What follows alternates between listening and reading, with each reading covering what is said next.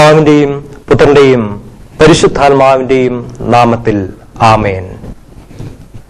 എലിയ സ്ലിവ മൂശക്കാലം 6-ാം ഞായറാഴ്ചത്തെ വചന വിചിന്തനത്തിലേക്ക് ഏവർക്കും ഏറ്റവും സന്തോഷത്തോടെ സ്വാഗതം. മിശിഹായിൽ ഏറ്റവും സ്നേഹം നിറഞ്ഞ മാതാപിതാക്കന്മാരെ, സഹോദരീ സഹോദരങ്ങളെ, തിരുസഭ ഇന്ന് നമ്മുടെ വിചിന്തനത്തിനായിട്ട് നൽകിയിരിക്കുന്നത് വിശുദ്ധ മത്തായിയുടെ സുവിശേഷം 15-ാം അധ്യായം 21 മുതൽ 28 വരെയുള്ള വാക്യങ്ങളാണ്. ഇവിടെ നാം കാണുക കാനാൻകാരിയായ സ്ത്രീയുടെ വിശ്വാസമാണ്. പ്രിയപ്പെട്ടവരെ, ഈ സുവിശേഷ ഭാഗത്തിലൂടെ നാം കടന്നു പോകുമ്പോൾ ഈശോ നമ്മോട് 2 കാര്യങ്ങളാണ് ആവശ്യപ്പെടുക. ഒന്നാമതായി ഈശോ നമ്മോട് ആവശ്യപ്പെടുന്നു നാം നിരന്തരം പ്രാർത്ഥിക്കണം. രണ്ടാമത് ഈശോ നമ്മോട് ആവശ്യപ്പെടുന്നു നാം ആഴമുള്ള വിശ്വാസത്തിന്റെ ഉടമകളായിട്ട് തീരണമെന്ന്. റോമ സാമ്രാജ്യത്തിൽ ആദ്യമായിട്ട് കത്തോലിക്ക മതം സ്വീകരിച്ച് യേശുവിനെ സ്വന്തമാക്കിയ ചക്രവർത്തി കോൺസ്റ്റന്റൈൻ ആയിരുന്നു. ഒരിക്കൽ അദ്ദേഹം തന്റെ സേവകരുമൊത്ത് റോമ നഗരത്തിൽ സ്ഥാപിച്ചിരുന്ന പ്രതിമകൾ കാണുവാനായിട്ട് അദ്ദേഹം പോയി. അദ്ദേഹം അവിടെ വെച്ചിരുന്ന ഓരോ പ്രതിമകളും സസൂക്ഷ്മം നിരീക്ഷിച്ചു. അതിനുശേഷം അദ്ദേഹം തന്റെ സേവകന്മാരോട് ഇപ്രകാരം പറഞ്ഞു: ഇവിടെ വച്ചിരിക്കുന്ന എല്ലാ പ്രതിമകളും നിൽക്കുന്ന രൂപത്തിലാണ്.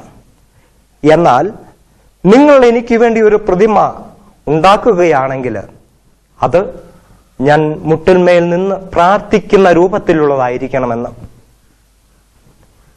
അപ്പോൾ ആ സേവകന്മാർ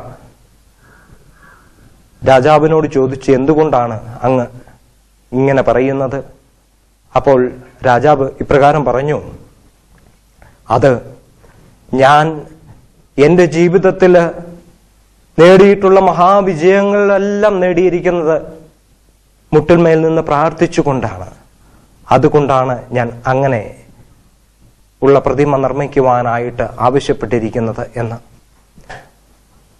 പ്രിയപ്പെട്ടവരെ, ഇന്നത്തെ സുവിശേഷത്തില് നാം കാണുക നിരന്തരം പ്രാർത്ഥിച്ചുകൊണ്ട് യേശുവിന്റെ പിന്നാലെ പോകുന്ന വിജാതിയായ സ്ത്രീയാണ് നാം കാണുക. അവൾ ആവശ്യപ്പെടുന്നത് ഒരേ ഒരു കാര്യം മാത്രമാണ്: അവളുടെ പ്രിയ പുത്രിയെ രക്ഷപ്പെടുത്തണം, പിശാചിന്റെ ആക്രമണത്തിൽ നിന്നും രക്ഷപ്പെടുത്തണം എന്നുള്ള ഒരേ ഒരു ആഗ്രഹമാണ് അവൾ യേശുവിനോട് പറയുക. പക്ഷേ യേശുനാഥന്റെ മറുപടി അത് പരുഷമാണ്.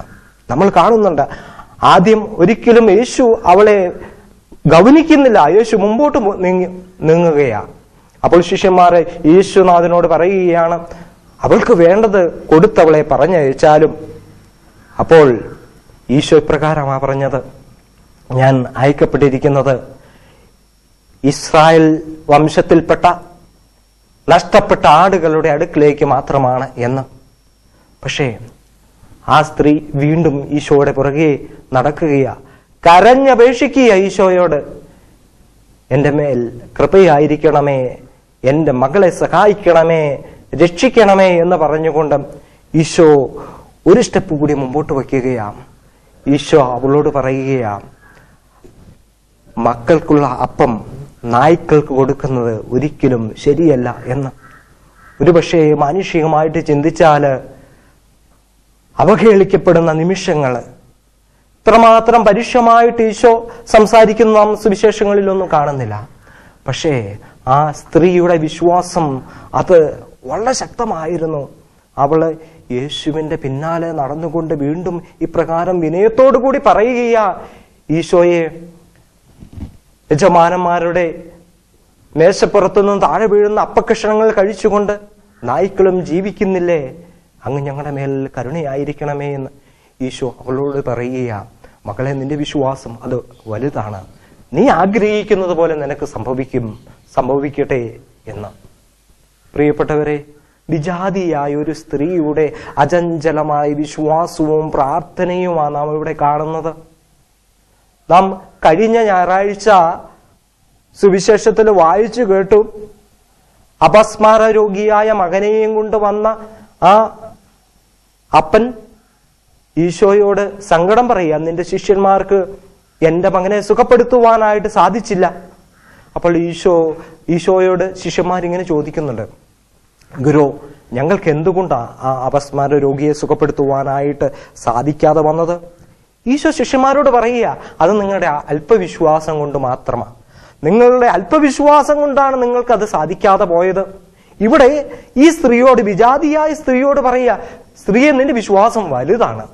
ഈശോയുടെ ഒപ്പം നടന്ന്, ഈശോയെ തൊട്ടുരുമി നടന്ന, ഈശോയെ അനുഭവിച്ച ശിഷ്യന്മാരോട് ഈശോ പറയാ, നിങ്ങളുടെ വിശ്വാസക്കുറവാണ് ഇതിന് കാരണം. അത്ഭുതങ്ങൾ സാധിക്കാതെ വന്നതിന് കാരണം നിങ്ങളുടെ വിശ്വാസക്കുറവാണ്.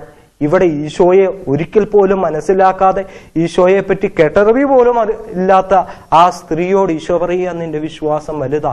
നാമൊക്കെ ഏത് തലത്തിലാണ് നിൽക്കുന്നത് എന്ന് നാം ആത്മാർത്ഥമായിട്ട് വിചിന്തനം നടത്തുക. നാം ഈശോയെ തൊട്ടുരുമി നടക്കുന്നവരാ, പക്ഷെ നമ്മുടെയൊക്കെ വിശ്വാസം ഏത് തലത്തിലുള്ളതാണ്? ഈശോ നമ്മെ നോക്കി ഒരു പക്ഷെ പറയും, മകനെ, മകളെ, നിന്റെ വിശ്വാസം അത് വിശ്വാസക്കുറവാണ് നിന്റെ ജീവിതത്തിൽ പല പരാജയങ്ങൾക്കും കാരണം എന്ന് നമ്മോടും ഒരുപക്ഷെ ഈശോ പറയും. പ്രിയപ്പെട്ടവരെ, വിശ്വാസത്തിൽ ഉറയ്ക്കാം. ഈ വിജാതിയായ സ്ത്രീ എത്രമാത്രം ആഴമുള്ള വിശ്വാസത്തിന്റെ ഉടമയായിരുന്നുവോ അതുപോലെ നമുക്കും അതിശക്തമായ വിശ്വാസത്തിന്റെ ഉടമയായിട്ട് തീരുവാനായിട്ട് പരിശ്രമിക്കാം. ഒരിക്കലും ജപ്പാനിൽ ഭൂകമ്പത്തിന് ശേഷം അവിടെ ഉണ്ടായിരുന്ന ഈ ഭൂകമ്പത്തിന്റെ അവശിഷ്ടങ്ങളിൽപ്പെട്ട മൃതദേഹങ്ങൾ എടുത്ത് മറവു ചെയ്യുവാനായിട്ട് സുരക്ഷാ ഉദ്യോഗസ്ഥർ വന്നു. അവര് അങ്ങനെ എല്ലാം സംസ്കരിക്കുന്നതിനിടയിൽ ജീവന്റെ ഒരു അനക്കം കണ്ടു. അവരങ്ങോട്ട് ചെന്നു കഴിഞ്ഞപ്പോൾ ഒരു ബാലൻ, അവൻ ജീവിച്ചിരിക്കുകയായിരുന്നു. 3 ദിവസം കഴിഞ്ഞു ഈ ഭൂകമ്പം കഴിഞ്ഞിട്ട്. ആ സുരക്ഷാ ഉദ്യോഗസ്ഥര് ആ ബാലനെ അവിടെ നിന്നും രക്ഷപ്പെടുത്തി അവനോട് ചോദിച്ചു, ഈ 3 ദിവസമായിട്ടും നീ എങ്ങനെയാണ് ജീവിച്ചത്? എന്താണ് നിന്നെ മുന്നോട്ട് പോകുവാനായിട്ട് സഹായിച്ചത് എന്ന്. അപ്പോൾ ആ ബാലൻ ഇപ്രകാരം പറഞ്ഞു, എനിക്ക് ഉറപ്പുണ്ടായിരുന്നു, എൻ്റെ അപ്പൻ ജീവിച്ചിരിപ്പുണ്ടെങ്കിൽ തീർച്ചയായിട്ടും എന്നെ വന്ന് രക്ഷിക്കുമെന്ന് എനിക്ക് ഉറപ്പുണ്ടായിരുന്നു. എനിക്ക് അത്രമാത്രം വിശ്വാസമുണ്ട് എൻ്റെ പിതാവിൽ, എൻ്റെ അപ്പനിൽ എന്ന്. പ്രിയപ്പെട്ടവരെ, നമുക്കും ഈ വിശ്വാസം, ഈ ഉറപ്പുണ്ടാകണം. അതാണ് ഈ സ്ത്രീക്കുണ്ടായിരുന്നത്. പല വിധത്തിലുള്ള പ്രതിസന്ധികളിലൂടെ കടന്നു പോയെങ്കിലും ആ സ്ത്രീക്ക് ഉറപ്പുണ്ടായിരുന്നു, ഈശോ അവളുടെ മകളെ രക്ഷിക്കുമെന്നുള്ള ഉറപ്പ്. ആ ഉറപ്പാണ് നമുക്കുണ്ടാകേണ്ടത്. നാം ജീവിതത്തിന്റെ പരിപരത്ത യാഥാർത്ഥ്യങ്ങളിലൂടെ കടന്നു പോകുമ്പോൾ നമുക്കുണ്ടാകേണ്ട ഉറപ്പും ഇത് തന്നെയാണ്. നാം ദൈവവചന ഭാഗങ്ങളിലൂടെ കടന്നു പോകുമ്പോൾ പഴയ നിയമത്തിലും പുതിയ നിയമത്തിലുമൊക്കെ നാം കണ്ടെത്തുന്നുണ്ട് ഇങ്ങനെയുള്ള ആളുകളെയൊക്കെ. ജീവിതത്തിൽ പല പ്രതിസന്ധികളിലൂടെ കടന്നു പോകുമ്പോഴും അവരൊക്കെ വിശ്വാസം യേശുവിൽ പൂർണ്ണമായിട്ട് അർപ്പിച്ചു. പഴയ നിയമത്തില് യോബിനെ നമുക്കറിയാം.